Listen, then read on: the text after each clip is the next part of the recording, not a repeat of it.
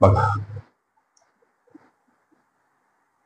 एका कुटुंबात 4 सदस्य आहेत. त्यांच्या वयांची बेरीज 122 वर्ष. वडील व मुलगा अनुक्रमे आई व मुलीपेक्षा 8 वर्षांनी मोठे आहेत. मुलाचे वय वडिलांच्या वयाच्या निमपट, तर मुलीचे वय काय असा प्रश्न सोडवायचा कसा सर? लेकरांनो लक्ष द्या. इथं वडील मांडा, इथं मांडा मुलगा, इथं आई आणि इथं मुलगी. बघा, गणिताच्या उत्तरापर्यंत जायचं कसं? मुलाचं वय वडिलांच्या वयाच्या निमपट. समीकरण स्वरूप वडिलांचं वय जर x तर x ची निमपट x/2. लक्ष द्या. म्हणजे हे समीकरण स्वरूप वय वडिलांचं x मुलाचं x/2. आता वडील व मुलगा अनुक्रमे आई व मुलीपेक्षा 8 वर्षांनी मोठे. हे वडील आईपेक्षा 8 वर्षांनी मोठे याचा दुसरा अर्थ आई वडिलांपेक्षा 8 वर्षांनी लहान. म्हणून आईच्या वयाचं समीकरण x - 8. वडील व मुलगा अनुक्रमे आई व मुलीपेक्षा 8 वर्षांनी मोठे. म्हणजे हा मुलगा या मुलीपेक्षा 8 वर्षांनी मोठा. याचाच विरुद्ध अर्थ असा, ही मुलगी या मुलापेक्षा 8 वर्षांनी लहान.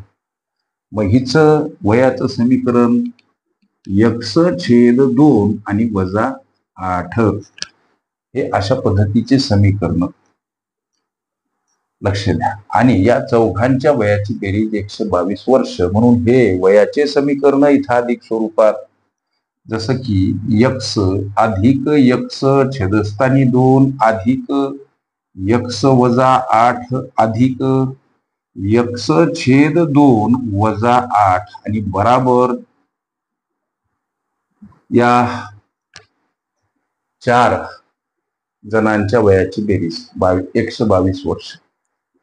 आता हा पूर्णांकयुक्त अपूर्णांक याचा अंशाधिक रूपांतर करत असताना छेदाने पूर्णांकाला गुणणे, त्यामध्ये अंश मिळवणे, छेदस्थानी छेद, हे सगळं तुमच्या पाठ व्हावं.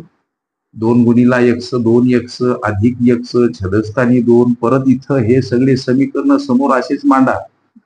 लक्ष द्या. 122 समोर. आता अंशातील ही बेरीज 3x छेदस्थानी 2 अधिक x - 8 हे सर्व जसे त्या तसं मांडणे. लक्ष द्या, नाही तर गणित बिघडते बघा. तुम्ही लवकर काम करण्याच्या नादात हे इकडचं बी पूर्णांकयुक्त अपूर्णांकाचं अंशाधिक रूपांतरण केलं तर चालत नाही का? बिघाड होतात. लक्ष द्या. आता हा सुद्धा लेकरांनो पूर्णांकयुक्त अपूर्णांक. इथं सुद्धा 2 गुणिला x अधिक हे 3x छेदस्थानी 2. लक्ष द्या. का केला असं? हा पूर्णांकयुक्त अपूर्णांक आहे. 3x छेदस्थानी 2 अधिक x हा पूर्णांकयुक्त अपूर्णांक. याचा अंशाधिक रूपांतरण करत असताना छेदाने पूर्णांकाला गुणणे, त्यामध्ये अधिक असेल तर अंश मिळवणे, वजा असेल तर वजा करणे, छेदस्थानी छेद जसाच्या तसा. म्हणून बरं का, आता इथं राहिले 8 अधिक x/2 - 8 समोर 122. लक्ष द्या. अंशातील ही बेरीज 5x सर छेदस्थानी 2. आता हे 8 अधिक x/2 - 8 बराबर 122. लक्ष द्या. आता 5x छेदस्थानी 2 - 8 हा सुद्धा पूर्णांकयुक्त अपूर्णांक. अंशाधिक रूपांतरण करत असताना नंतर सांगायची, पुन्हा सांगायची वेळ येऊ देऊ नका. 2 × 8 = 16 वजा चिन्ह 5x छेदस्थानी 2 अधिक आता x छेदस्थानी 2 - 8 बराबर 122. ओके. आता लेकरांनो करायचं काय? आता 5x - 16 छेदस्थानी 2 अधिक आता हा पूर्णांक युक्त अपूर्णांक आहे, याचं सुद्धा अंशाधिक अपूर्णांकात रूपांतरण करणे. 2×8 = 16, इथं अंश वजा करणे, छेदस्थानी छेद जसाच्या तसा, समोर 122. गणिताला इकडं वळत करू.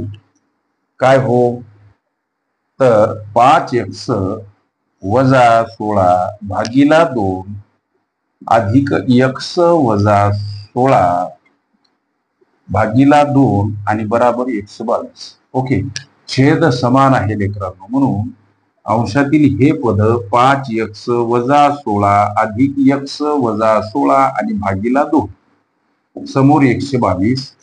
5x आणि हे x यांची बेरीज 6x, इथं वजा 16 आणि वजा 16 असे मांडा. लक्ष द्या, छेदस्थानी 2 समोर 122. आता 6x